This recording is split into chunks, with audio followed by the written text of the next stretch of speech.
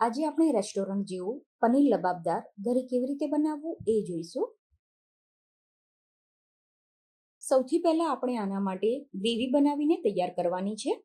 તો જાડા તળિયાવાળી કડાઈમાં 2 ચમચી તેલ અને 1 ચમચી ચોખ્ખું ઘી ગરમ થવા માટે મૂકવાનું. આ ગરમ થઈ જાય એટલે આમાં થોડું જીરું ઉમેરીને થોડા આખા સૂકા મસાલા એડ કરવાના, જેમાં તમાલપત્ર, ઇલાયચી, બાદિયા, તજ અને થોડા લવિંગ અને કાળા મરી એડ કરવાના છે. આખા મસાલા થોડા સંતળાઈ જાય એટલે 250 થી 300 ગ્રામ જેટલી છોલીને ઝીણી સમારેલી દૂધી ઉમેરવાની. તમારે જો રેગ્યુલર ગ્રેવી એટલે કે લસણ ડુંગળીવાળી ગ્રેવી બનાવવી હોય તો આટલા જ માપમાં તમારે ડુંગળી ઉમેરી દેવાની અને સાથે જ 4 થી 5 કળી લસણની ઉમેરી દેવાની. દૂધીને આપણે થોડી સાંતળી લેવાની અને એના ઉપર ઢાંકણ ઢાંકીને અને 1 થી 2 મિનિટ માટે કૂક કરવાની છે. દૂધી આ રીતે થોડી કૂક થઈ જાય એ પછી 500 ગ્રામ ટામેટાને ધોઈને આ રીતે રફલી ચોપ કરીને એડ કરવાના છે. ટામેટા અને દૂધી મિક્સ થઈ જાય ત્યારબાદ આમાં 3 થી 4 સૂકા કાશ્મીરી મરચાં અને 3 થી 4 સૂકા રેશમપટ્ટી મરચાં એડ કરવાના છે. આ સમયે જ આમાં મીઠું ઉમેરી દેવાનું છે.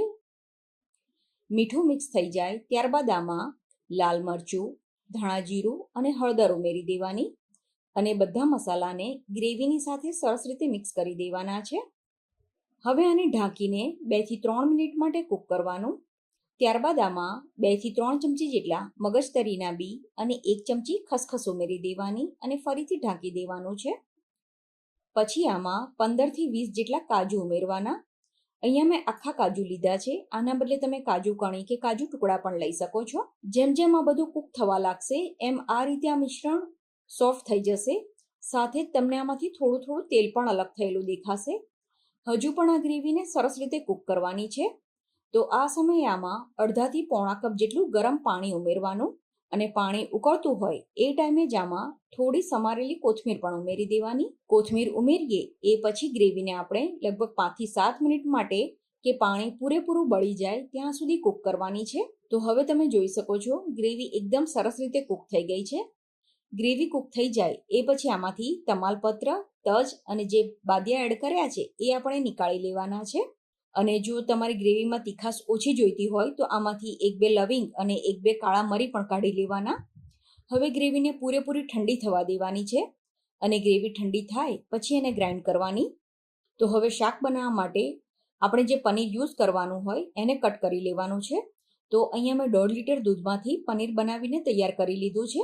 હવે જે પનીર આપણે લીધું છે એના આ રીતે મીડિયમ સાઇઝના ટુકડા કરવાના છે અને થોડું જે પનીર આપણે સાઈડમાં રાખ્યું છે એને આપણે છીણીને યુઝ કરીશું. પનીરને આપણે સમારી લઈએ એ પછી એક ફ્રાય પેનમાં 2 નાની ચમચી જેટલું તેલ ગરમ થવા માટે મૂકવાનું. તેલ થોડું જ ગરમ થાય એટલે આમાં મસાલા એડ કરવાના. તો સૌથી પહેલા થોડી હળદર, થોડું લાલ મરચું, થોડો ધાણા પાવડર અને ચપટી જેટલું મીઠું ઉમેરવાનું છે. બધા મસાલાને આપણે થોડા સાંતળી લઈએ પછી જે પનીરના ટુકડા કરીને રાખ્યા છે એ આમાં ઉમેરવાના અને પનીરને આપણે હાઈ ફ્લેમ ઉપર 2 મિનિટ માટે સાંતળી લેવાનું છે. પનીર સંતળાઈ જાય એટલે ગેસ બંધ કરી દેવાનો અને હવે શાક બનાવવા માટે કડાઈમાં 1 ચમચી તેલ અને 1 ચમચી ઘી ગરમ થવા માટે મૂકવાનું. તેલ અને ઘી ગરમ થઈ જાય એટલે આમાં સૂકા લાલ મરચાં એડ કરવાના છે. આની સાથે જ થોડું જીરું ઉમેરી દેવાનું. હવે ગેસ ધીમો કરીને આમાં સમારેલા લીલા મરચાં ઉમેરવાના. આની સાથે જ આપણે ઝીણા સમારેલા કેપ્સિકમ ઉમેરવાના છે. સાથે જ થોડી હળદર ઉમેરી દેવાની. કેપ્સિકમ અને હળદર સંતળાઈ જાય એટલે આમાં 2 મીડિયમ સાઇઝના ઝીણા સમારેલા ટામેટા ઉમેરવાના. પછી આમાં સ્વાદ પ્રમાણે મીઠું ઉમેરવાનું. ગ્રેવીમાં તો આપણે મીઠું ઉમેર્યું છે, અત્યારે આપણે થોડું જ મીઠું ઉમેરવાનું છે. આની સાથે બીજા થોડા મસાલા પણ એડ કરવાના છે. તો થોડું ધાણા જીરું અને 1 ચમચી લાલ મરચું એડ કરવાનું છે. તો અહીંયા મેં કાશ્મીરી મરચાંનો જ ઉપયોગ કર્યો છે. મસાલાને આપણે સરસ રીતે સાંતળી લેવાના. થોડી વાર પછી તમે જોશો તો આ રીતે આમાં તેલ અલગ થવા લાગ્યું હશે. તો જે ગ્રેવી આપણે મિક્સરમાં ગ્રાઇન્ડ કરીને રાખી હોય એ આમાં એડ કરવાની. આટલી ગ્રેવીમાંથી તમે લગભગ 7 થી 8 વ્યક્તિને સર્વ કરી શકો એટલું શાક બનીને તૈયાર થશે. અને ગ્રેવી સરસ રીતે સંતળાઈ જાય ત્યારબાદ જે પનીર આપણે સાંતળીને રાખ્યું છે એ આમાં એડ કરી દેવાનું. પછી આમાં થોડું ફ્રેશ ક્રીમ ઉમેરવાનું. તમારી પાસે ફ્રેશ ક્રીમ ના હોય તો તમે ઘરની મલાઈ પણ લઈ શકો છો. પછી અડધી ચમચી પંજાબી મસાલો કે કિચન કિંગ મસાલો ઉમેરવાનો અને આની સાથે જ થોડો ગરમ મસાલો ઉમેરી દેવાનો છે. આ બધી વસ્તુને સરસ રીતે મિક્સ કરી દેવાની. ધીરે ધીરે આ રીતે આમાંથી તેલ અલગ થવા લાગશે. આ સમયે આમાં થોડી સમારેલી કોથમીર અને જે પનીર આપણે અલગ રાખ્યું હતું એ પનીર છીણીને આમાં ઉમેરી દેવાનું છે. તો આટલું શાક બનવામાં ટોટલ 10થી 12 મિનિટનો સમય લાગ્યો છે. આ શાકને અત્યારે મેં ઘઉંના નાનની સાથે સર્વ કર્યું છે. તમે આને લચ્છા પરાઠા, નાન કે પછી ફુલકા રોટીની સાથે કે પરોઠાની સાથે પણ સર્વ કરી શકો છો.